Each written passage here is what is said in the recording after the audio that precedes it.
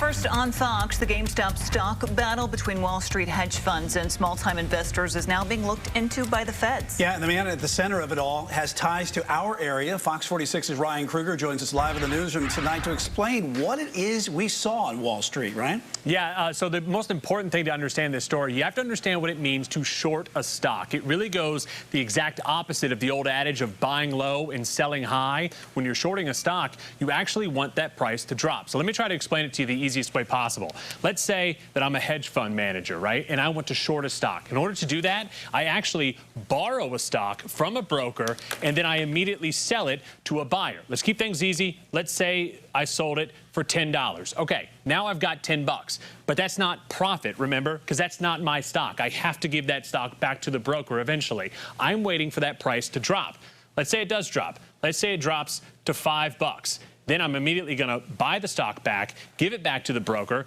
I just made myself a $5 profit. Multiply that by thousands and thousands of stock trades. That is how you see those big profits. The problem for when you do short sales is whenever the price doesn't drop, but instead it increases. That's what leads us to what's happening right now with GameStop, which you've probably heard all about. You see, a month ago, the stock price for GameStop was $19 a share, and earlier this afternoon, it was at almost 500 bucks.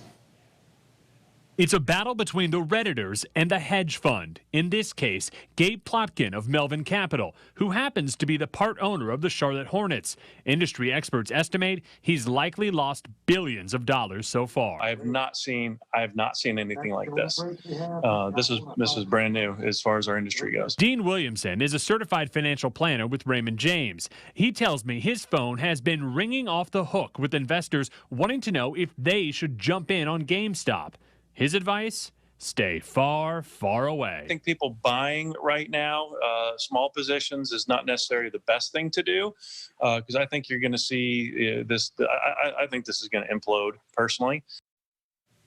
And Williamson says that this kind of trading is highly volatile, highly risky. To give you an example, this $492 price, that was at about 2 o'clock this afternoon. By the time the market closed earlier this afternoon, that price dropped by nearly $300, Brian. Yeah, talking about some volatility. And first off, great tutorial there on short selling.